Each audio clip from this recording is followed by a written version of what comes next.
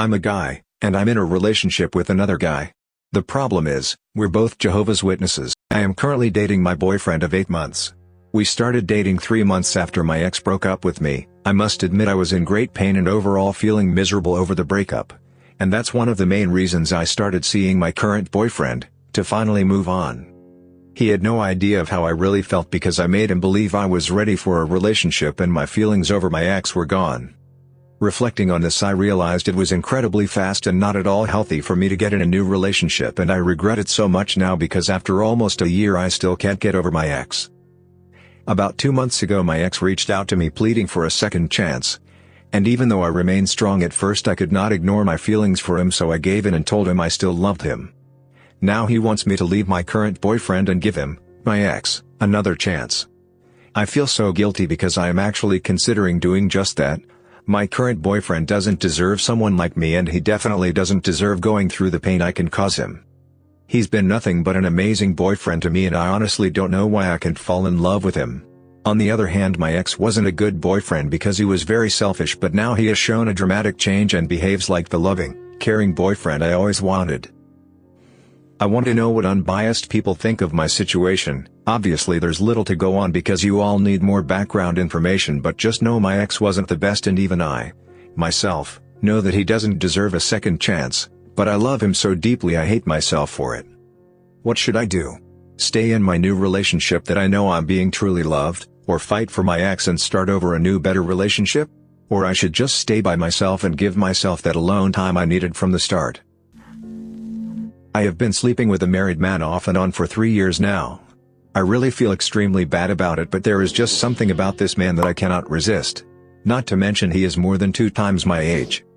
Long story short, I met him on an app and we messaged, then exchanged numbers and talked for a couple of months before we finally agreed to meet. He drives 85 miles, 4 cities over to meet me. Immediately we hit it off and end up having intercourse on the rooftop of a building. It was so spontaneous and I think I instantly fell for him. When I'm with him, he gives me a feeling I've never felt with any other guy. He's so mature and experienced with life and I'm so drawn in. We have hooked up several times over the years, but in all the chaos of 2020, we kind of lost contact. All I have been able to think about lately was him and our last encounter together. I think I love him and I wish so badly he would leave his wife for me.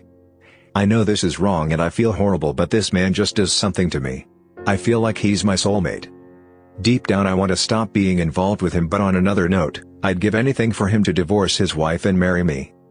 I recently have started to talk to him again and I really want to see him. I think I am going to confess this to him once and for all. I secretly enjoy throwing away and stealing my wife's stuff. Her mother was a hoarder, and she is showing some hoarding tendencies as well, though nowhere near as intense as her mother. She has ADD, and forgets that she has bought something before, and often forgets where she puts things she buys. When she is out of the house, I gather up all the things she's forgotten about and throw them away. She has never noticed yet, and blames losing things on her ADD. It's almost exciting to dig through the lost treasures, taking what I want from the slowly growing hoard, and bagging up the rest to throw into the trash. She is very sweet, and I love her with my life. But I won't risk letting our home turn into a disaster hoarding scene, especially with us planning to have kids in the near future. I think it's okay to do this when the piles get too big, especially since she doesn't notice specific stuff is missing until it's long gone. Me and my brother's ex are hooking up behind everyone's back. A few years after my brother was dating this girl, and after the breakup our family remained close friends. We would all see each other often, and after some time me and his ex became closer. Then one night we went up in my room and did things friends don't usually do. Everyone in the house was asleep and we both enjoyed it, but I can't get the thought out of my head that I did such a thing to my brother. I don't know what to do and how to handle this, as me and the girl have a more no strings attached relationship, while everyone else is oblivious to the scenario. I wish I never did it, but I am happy I did. It was a great experience, but I feel so distant between my family and especially my brother. I want to break up with my boyfriend of 5.5 years, but I can't. I felt romantic love and interest in him for 2 years. During that time, we were arguing a lot, we had many problems, were immature, etc. But after that he was always really there for me, and I for him, I hope.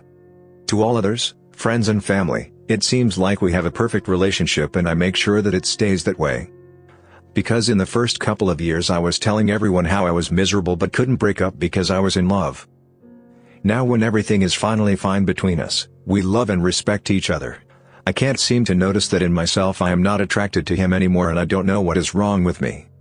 He gained weight and I find myself looking at other men more often than I wish to admit, but I don't think I could ever leave him because he is a nice guy and loves me so much, and I love that about him.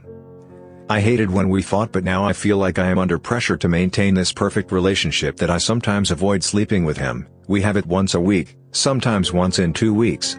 And he doesn't even last long, which sucks additionally. I've talked to him about it, but I couldn't ever say hey I want to break up, because there is just so much history between us, and our families get along, that if we broke up I think that I would let everyone down and I would feel even worse. And also it has been so long since I was single. I am 25 years old and I don't know if I could find another man like him. I don't live in America, I know dating there is easier. Here people kind of judge you if you want to have a few options before you decide who you want to end up with. I am also afraid of commitment, afraid of ending up alone. I am so messed up in so many ways. I hate myself and feel sick of it all. I wish I could just run away, notifying only my family on my whereabouts. I don't know what to do to be happy. I keep an organized digital library of pictures and videos of women in my life. For a little background information, this is something that I've been doing since I was around 13. I'm in college now. Growing up, I didn't get very much female attention, so I clung to every little bit I could get. This made me obsessive and much better at stalking than I probably should be. I would fall head over heels in love with any girl that was at least somewhat attractive and gave me the slightest bit of attention.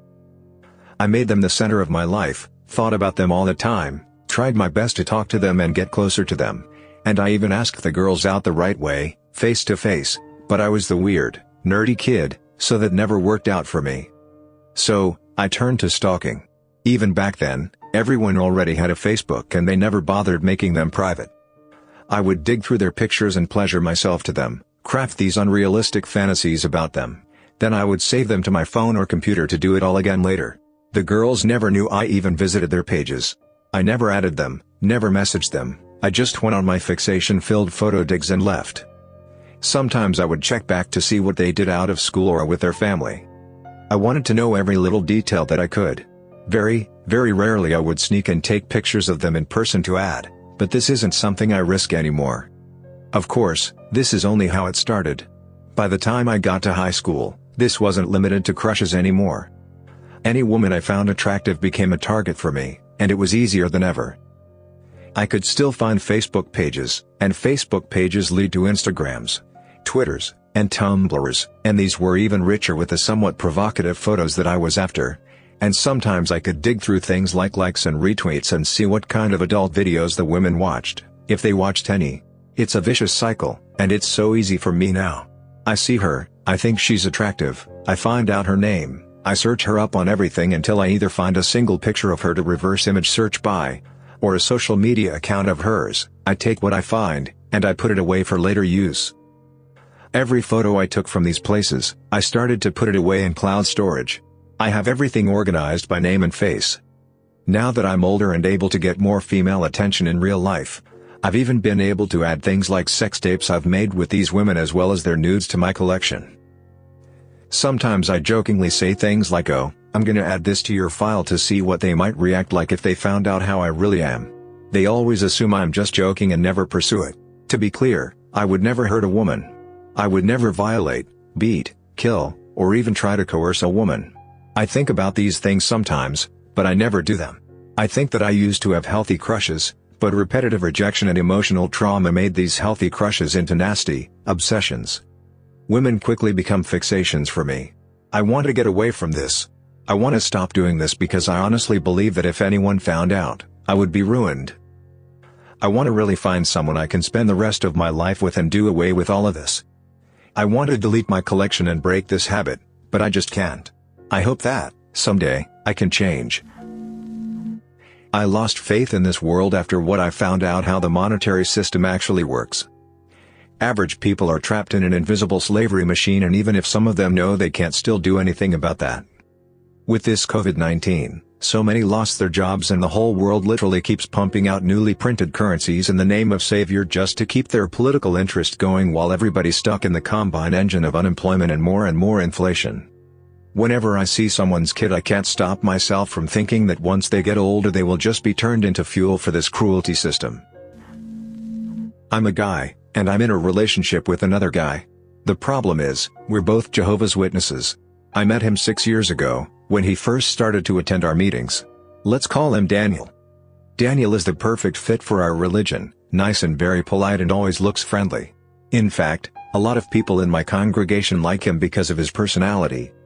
Although I knew that I am bisexual, I never expected to fall for him when we first became friends. But then we started hanging out more and more, and we kinda fell into place together. We've been secretly dating for almost 5 years now.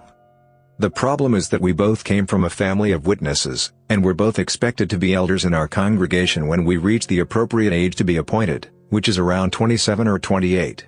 Except we both know that we will never be what they are expecting of us. Daniel wanted to come out, to tell everyone that we're in love. He's hoping that his parents' love for him is strong enough that they will accept us. But I'm not so sure. My parents are lovely, in fact, my whole congregation are made up of nice, lovely people. But they are too devoted to their God. I hate it. I hate that they preach about the God of love, but only accept the kind of love they deem to be appropriate and natural. Daniel and I decided to leave the city, just disappear and cut off all connections and start again somewhere. We're still planning out how that could work, especially because of the pandemic. But I'm ready to have a life with him. For now, I'm trying to make my family know how much I love them. After Daniel and I leave, I will probably never see them again. I pick my nose and eat it, and I probably won't stop. There are a bunch of different textures and flavors, and I know that's totally gross. It got so bad at one point that I've actually kind of destroyed my nose. I have a massive hole in my septum from it. When it was falling apart I would literally be pulling chunks out. I've been to specialists and generally told I have the biggest hole they've seen, besides 1 or 2 people who were big drug users.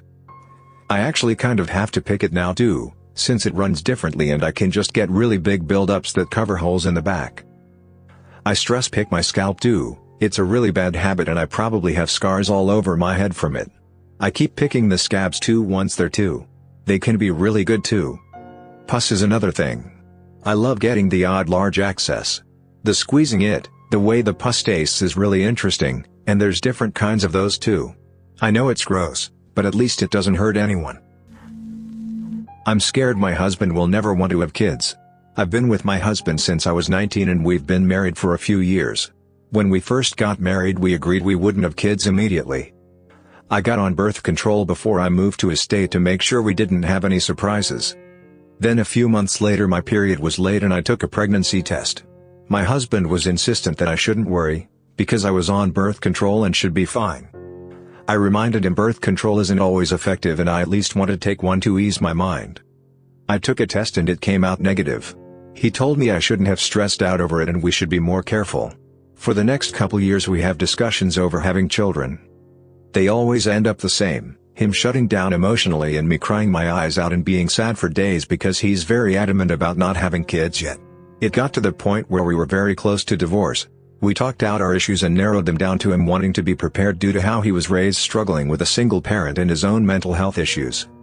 I've tried to get him to talk with his parent about his doubts or any family member, but he refuses due to not wanting to burden anyone with his issues. A few months ago I found out I'm high risk for certain cancers as they are genetic. I was advised if I wanted children to have them as soon as possible before I start anything preventative. The talks to have children have become more frequent and also more intense. We always go over the same issues. Most of them have to do with the state of our home and our mental health. My mental health is emphasized because of my depression and anxiety. I take medication, but even then I get depressive episodes where I want to do nothing. I have bad ADHD and never really learned how to cope with it as I wasn't diagnosed until I was 18. He always brings up the state of our home and says I should make sure it's clean and if we want a child we shouldn't have such a mess. I agree to that. But the responsibility of having to upkeep our home isn't just on me. We both agreed to share that responsibility. When he tells me he will do his chore later or in the morning because he is tired from work I understand, but that doesn't mean it should be left neglected for days. When I remind him, he will get upset and say it's not fair when I keep telling him after days. I don't like to mention his mental health because he doesn't like to talk about it. Whenever we talk too much about his issues, he'll shut down emotionally once he gets uncomfortable or upset. I've asked him to make an appointment at our local clinic on his days off, but never does due to him forgetting. Another big issue is him not wanting any help from my parents. He says he doesn't want to be given anything and doesn't want to owe my parents anything. My parents have expressed they will support us in anything and remind me any chance they have. In this last time I asked him if we could start trying, he keeps saying in trying comes a baby. We can't make it go away if you end up pregnant. I asked him if that would be such a bad thing. I keep having to ask him if he wants any children and he assures me he does. That he wouldn't be with me if didn't because he knows how much I want to be a mama.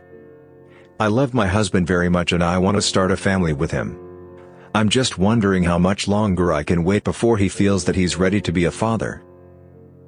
Thank you for watching Susi Confession and askreddit video. Hit the subscribe button and press the bell icon.